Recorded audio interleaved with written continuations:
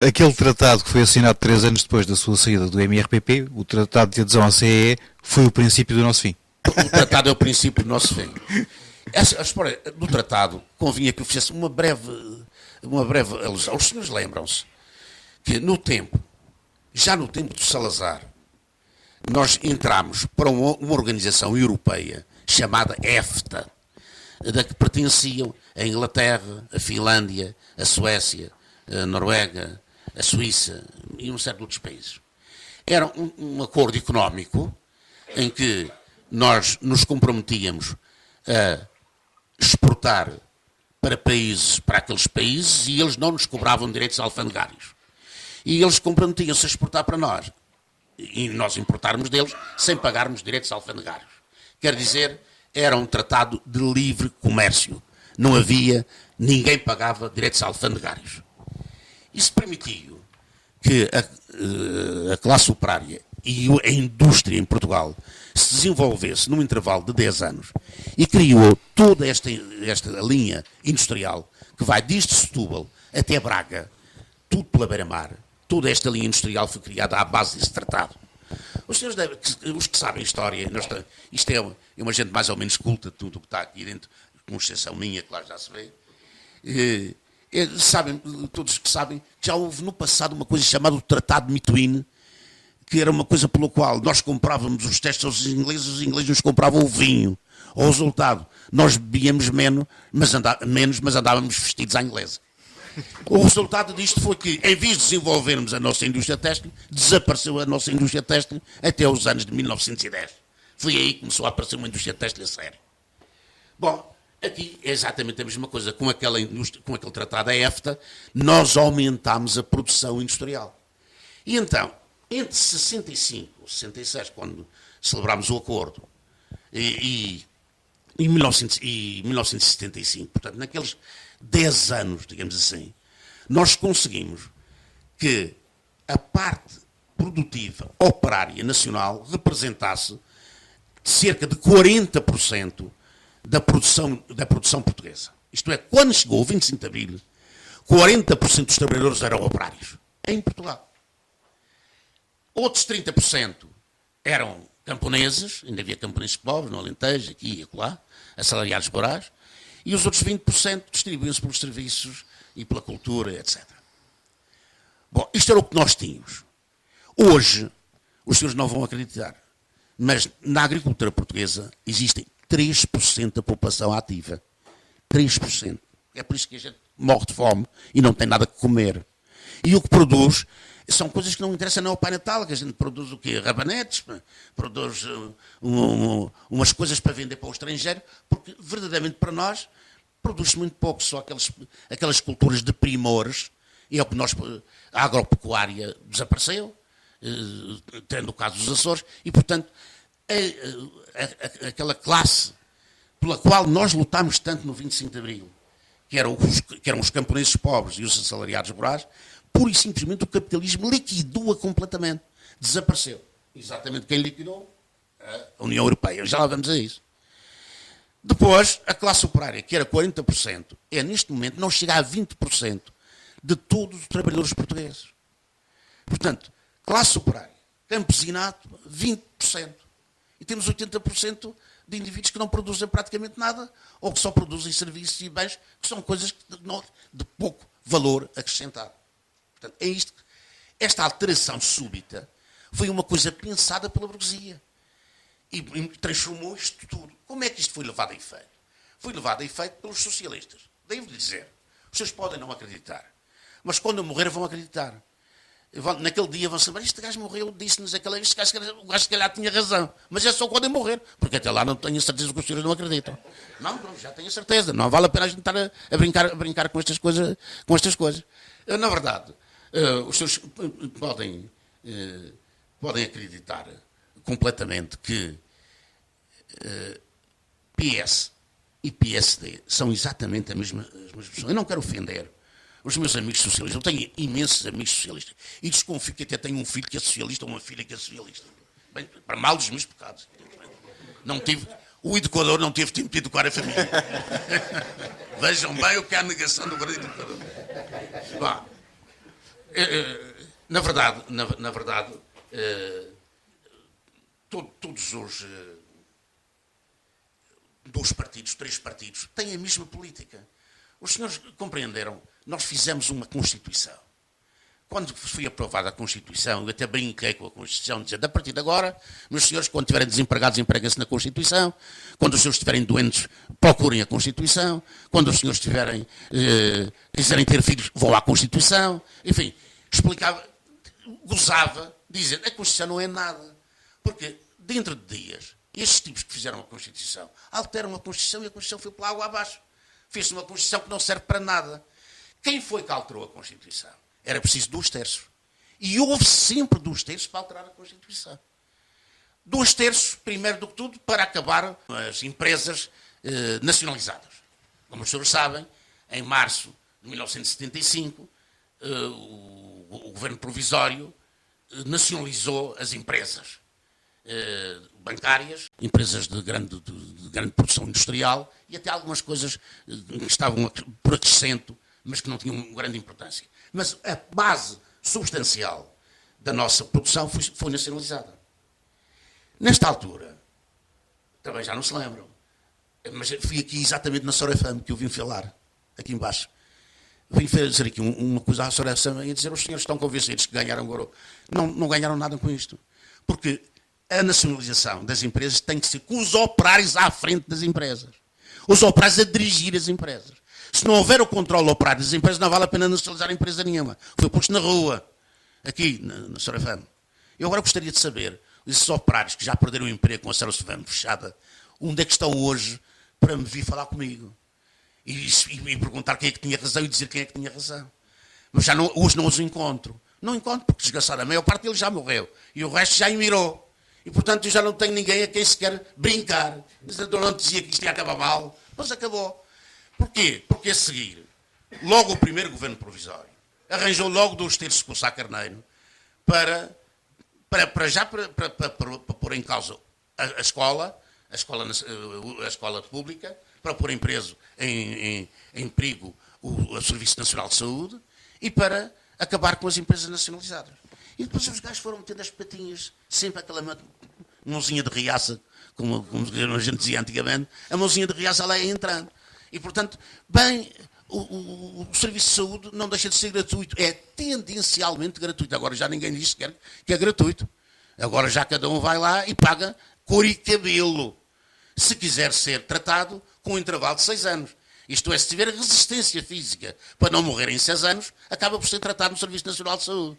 Mas se não tiver essa resistência física, se a doença for uma coisa mais grave, evidentemente o ministro fica satisfeitíssimo porque ele morre e não se gasta um tostão com o desgraçado do doente. Mas isto passou assim, passou para a escola pública também. A escola pública, então agora o Estado tem que se preocupar com a escola. Quem sabe preocupar-se com a escola são os particulares. Os particulares é que sabem dirigir escolas. Põe escolas para particulares, dinheiro para os particulares, tudo para os particulares, e os filhos dos trabalhadores não têm escola.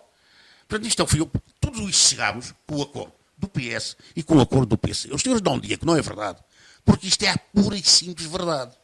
E nós devíamos ter vergonha que isto se tenha passado na nossa cara e nunca tínhamos levantado um dedo. Foram eles que deram cabo da Constituição. Foram esses dois partidos fundamentais. Esses dois partidos começaram, e agora volto aqui com um grande atraso à pergunta do Dr. Jacinto, quando se chegou à altura das primeiras eleições legislativas, não é para a Assembleia, quando já havia Constituição, agora é preciso formar um governo. E então, o Dr. Mário Soares, que foi sempre um habilidoso nestas coisas, olha, atenção, eu sou amigo do Dr. Mário Soares, não sou, é do mesmo partido. Sou amigo pessoal dele. E, portanto, quando eu digo mal dele, estou a dizer mal dele com toda a vontade, porque já lhe disse nas ventas as vezes todas que foram necessárias dizer. Portanto, digo aqui na Amadora, como já lhe disse, na casa dele ou na fundação dele. É a mesma coisa. Portanto, eu até tenho uma certa simpatia pelo homem, e agora que ele está velho como eu também já olho para ele até com uma certa benevolência. Se o gajo não morresse inteiro é bom. Mas é o que eu já começo a dizer. E se calhar ele também diz, esse gajo não presta para nada, mas se não morresse também não era mau. Não é? Portanto, já estamos nesta coisa, e se chegar a isto e os barretas, não vai uma grande diferença. Bom, em todo o caso, foi exatamente o Dr. Mário Soares que, ao lançar-se da primeira campanha, o Dr. Mário Soares, naquela altura, abominava tudo o que era comunista. Principalmente a nós. Foi quem nos ensinámos a fazer a UGT, os sindicatos, que fomos nós, MRPP, ele dirigiu-se a nós, e nós ensinámos a fundar os sindicatos. Coisa que os meus amigos nunca aprenderam a fazer para eles. Que a gente também temos um conjunto de amigos muito engraçados, que nunca conseguiram fundar sindicatos para o MRPP. Mas quando o MRPP teve que ensinar os socialistas a fundar os seus sindicatos, claro, levou-lhes 4 ou 5% dos sindicatos, mas a verdade é que fomos nós que ensinámos para eles. Assim como ensinámos também os socialistas de Cabo Verde a fazerem os seus próprios sindicatos. Tudo isto nós ensinámos. E não somos o grande educador, atenção. Não estou a dizer nada disso. Estou a dizer o contrário disso. Bom, Dr. Mário Soares, volto outra vez à pergunta. Dr. Mário Soares, quando se vai à primeira candidatura, tem o pavor de poder perder as eleições para o PC e para a extrema-esquerda. O pavor dele era esse. E então gerou aqui um golpe que foi os seus amigos europeus, onde ele andou como ministro dos negócios estrangeiros, os seus amigos europeus chamou-os a participar na nossa campanha. E o slogan era a Europa connosco. Os senhores lembram-se disso, não se lembram? Os mais velhos lembram-se de certeza. A Europa connosco. Então veio tudo que havia de europeu e socialista descambou em Portugal. Lembra-se que veio cá o Monami Mitterrand, que esteve até no Porto, que enfim, tudo para ir para cá. Mas a gente não sabia o que é que eles queriam. A Europa connosco. A Europa connosco. Só começámos a ver o que é que ele pretendia quando ele ganhou as eleições, embora não em termos absolutos, em termos relativos, e começa exatamente a provar, a discutir o programa político, e o programa político propõe a entrada, a via europeia para a política portuguesa. E então Portugal pedia sua adesão à União Europeia. Mas não houve ninguém que tivesse votado por essa adesão. Em Portugal, nunca, durante a campanha, ele disse: nós vamos aderir à União Europeia. Nunca disse isto. Só quando quando se apanhou com uma maioria relativa, é que no Parlamento apresentou um programa a propor a adesão à União Europeia. Fomos aderir à União Europeia. Naquela altura era a Comunidade Económica Europeia, era apenas uma unidade económica, uma EFTA em ponto maior, mas não era mais do que isto. Não era aquilo que é hoje, isto é, o campo de exploração e de opressão do imperialismo alemão. Não era isso nessa altura. Nessa altura havia até um equilíbrio entre a França, a Alemanha e a Inglaterra. Os três grandes da Europa havia um certo equilíbrio. Bom, e nós fomos admitidos a negociar a nossa entrada na União Europeia. Bom, na verdade, há uma pessoa que disse nesse país, neste tempo, e não é nenhum educador da classe operária, mas fui eu, que lhes explicou: os senhores estão enganados. Não somos nós que vamos entrar na União Europeia. A União Europeia é que vai entrar aqui.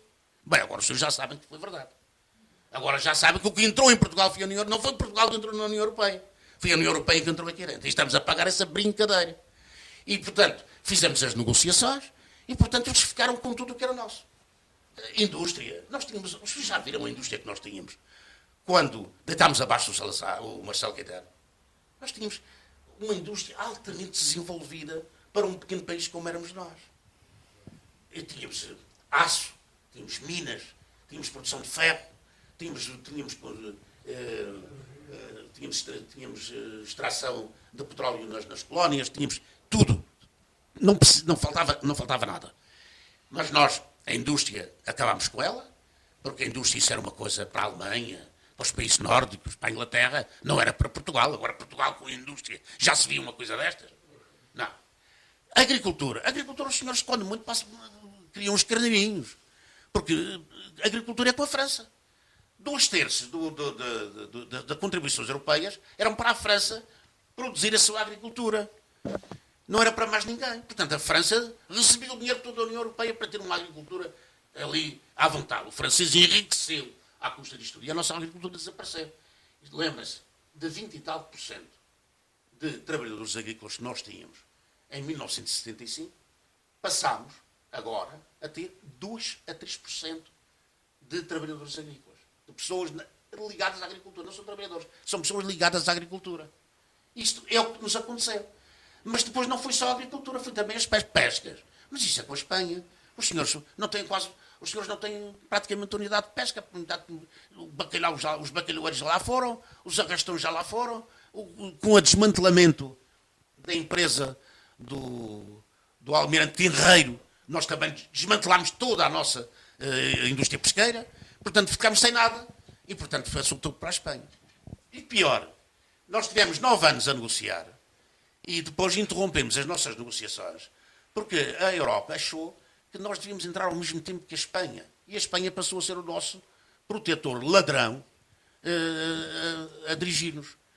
São ladrões de tal ordem que eu acho que é um crime de lesa-majestade haver alguém que tira o chapéu à bandeira espanhola. Eu, por mim, já persegui esses gajos até. Já não é aqueles que vendem Portugal à Espanha. Os senhores sabem como é que se vende Portugal à Espanha? Eu digo, nunca ousarei, e portanto estejam descansados. Mas eu sei como é que se rouba Portugal a favor de Espanha. Por exemplo, existe uma Comissão Internacional dos Rios Ibéricos. Metade portuguesa e metade espanhola. Até estamos bem 3 portugueses para 3 espanhóis. A Espanha tem 4/5 da Península Ibérica. Nós até estamos bem representados. Simplesmente, nós não perguntamos quantas casas é que estes gajos têm em Benidorm. Os espanhóis compram os portugueses, dão uma casa em Benidorm, dão uma casa no país valenciano, vão passar férias aqui, vão passar acolá e vendem Portugal. Nós temos uma Convenção dos Rios, que é a Convenção de Albufeira, que diz qual é a quantidade de água que tem que passar nas fronteiras todos os dias. Neste momento, nenhum rio português recebe a quantidade de água que faz parte da Convenção de Albufeira. Nós, qualquer dia, atravessamos o Tejo, o Guadiana e o Douro a pé, em qualquer sítio. Já vamos a Almorol, como dizia o meu camarada outro dia, já vamos a Almorol a pé. Ora, Almorol era uma coisa que havia, tinha um barqueiro para poder levar uma pessoa numa margem a Almorol e depois de Almorol à outra margem. Um barqueiro. Agora vai-se a pé. Portanto, os senhores já viram isto tudo e ninguém diz nada. O governo não protesta. A Convenção de Albufeira não reúne. Ninguém reúne. E os gajos mamam tudo. Comem tudo absolutamente à vontade. Como os senhores sabem, a nossa zona marítima exclusiva tem 4 milhões de quilómetros quadrados. 4 mil milhões de quilómetros quadrados. Isto é, a nossa zona marítima exclusiva tem a área da União Europeia no seu conjunto toda. A nossa zona marítima. Os senhores não sabem disto e não vão acreditar. Porque foi o grande educador que disse, os senhores não acreditam com certeza. Bom, mas vão a casa, vão à internet e verifiquem a área da zona marítima e vão lá ver 4 mil milhões de quilómetros quadrados. Isto é, nós temos tanta área de mar como tem a Europa toda em terra. Estamos a falar da Europa do Atlântico aos Urais. Não estamos a falar de outra coisa, é disso que estamos a falar. Bom, estes senhores ficaram com isto tudo nas mãos.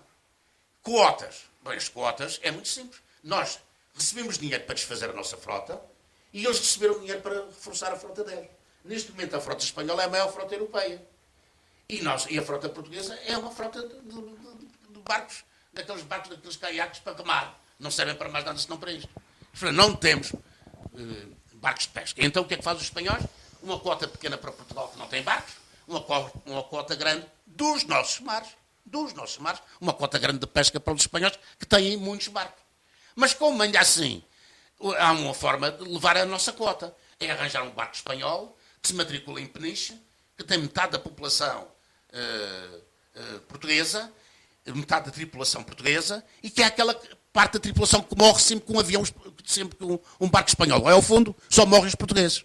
Ninguém percebeu ainda porque é que isto é. Eu também não vou dizer que eles o fazem de propósito, não tenho material para isso, mas a verdade é que a bordo a divisão de tarefas é de tal ordem que só os portugueses é que morrem quando um barco com tripulação portuguesa e espanhola vai ao fundo. Isto é que não há dúvidas nenhumas. Não há aqui coisas a esconder. E, portanto, o que é que eles fazem?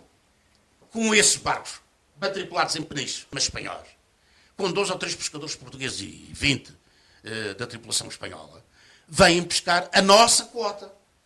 O barco é português e vêm pescar a nossa quota. Agora prepara o golpe do Baú. Qual é o golpe do Baú? Os senhores lembram-se de uma coisa. A primeira pessoa a denunciar isto fui eu, em Portugal. Como, aliás, tenho denunciado muitas coisas. Mas não venho com a história do grande educador, que eu não sou educador de coisa nenhuma. Mas fui a primeira pessoa. O senhor lembra-se disso. Até o dia em que vão se lembrar de mim. O que é que eu digo, então? O que digo é que a União Europeia está a discutir na Europa o projeto do Mar Azul. O que é o projeto do Mar Azul? O projeto do Mar Azul é que todo o mar das potências, dos países que fazem parte da União Europeia, é um mar europeu. Portanto, a Letónia não tem mais mar, mas a Letónia também só tinha um bocadinho do Báltico. A Lituânia também não tem mais mar, mas só tinha um bocadinho do Báltico. A Finlândia não tem mais mar, mas só tinha um bocadinho do Báltico. A Alemanha, etc, etc. A Inglaterra do Mar do Norte, um bocadinho do Mar do Norte. E nós, 4 mil milhões de quilómetros quadrados, devemos ficar sem eles. Porque vai passar a ser o mar europeu. E isto é a mesma coisa que afogar Portugal, deitar a mão à garganta e afogá-lo. A única forma de sermos um país independente, com uma indústria desenvolvida, é deitarmos as mãos ao nosso mar. Vão perguntar, lá está este gajo, mas como é que este gajo prova isto? Bom, prova isto porque eu sei que estou a discutir. Isto, quem quiser estudar, pode ver. Esses documentos estão a ser discutidos. E mais, por uma brincadeira que o governo português fez com os governos regionais da Madeira e dos Açores. Como os senhores sabem, a região autónoma dos Açores e a região autónoma da Madeira são duas regiões autónomas. Significa que, além das ilhas, dos arquipélagos que constituem cada uma das regiões, tem os mares desses arquipélagos. E no estatuto de cada região autónoma, vem, no artigo 2º, qual é a composição do território e diz os arquipélagos e os mares territoriais correspondentes, incluindo os fundos marinhos, etc, etc. Portanto, esses mares não são portugueses no sentido estrito da palavra, isto é, não são continentais. Esses mares são uma parte do continente, uma parte da Madeira e uma parte dos Açores. O que é que os gajos fizeram? Foram à Madeira, negociaram com o Patife que lá estava, que é o tal madeirense que não sou eu, não é? Negociaram com esse Patife a transferência do poder de dirigir os mares da Madeira para o ministro do Mar em Lisboa. E a mesma coisa estão a negociar com os Açores. Portanto, neste momento, embora não se tenha tirado o mar da Madeira à Madeira e o mar dos Açores aos Açores, já se está a obter uma transferência do poder de dirigir esse mar. Para quê? Para depois, com a União Europeia, dizer os senhores têm aqui os mares e entregar-lhes os mares de mão beijada. Mas os senhores não acreditam nisto, eu sei que não acreditam. Não acreditam porquê? Porque os senhores estão habituados a acreditar apenas no António Costa, sei lá, talvez no Bagarinhas de Cunhal, talvez no Sá Carneiro, mas não acreditam em mais ninguém. Então alguém que vos levam couro e cabelo. E nessa altura é tarde para acordar. Quando eu estou a denunciar estas coisas, isto é, nós estamos a ser comidos pela Espanha, nós devíamos cortar relações com esse gajo. Nós não precisamos desse gajo para nada. E para nos desenvolvermos temos que estar contra eles, porque é o nosso inimigo histórico, e isto não muda. Quer dizer, não é por facto de eles serem maus e nós seremos bons. Não, os interesses deles estão sempre em conflito com os nossos. Estão sempre em conflito com os nossos. E a única coisa que nós temos que fazer, naturalmente, não é andar aos tiros em cima deles, mas é estar preparados para tudo o que derem vier. Ora, neste momento, nós vamos ficar sem mares, nós vamos ficar sem marinha mercante, nós vamos ficar sem marinha de pesca, nós vamos ficar até sem marinha sem frota de náutica, de recreio. Vamos ficar sem nada.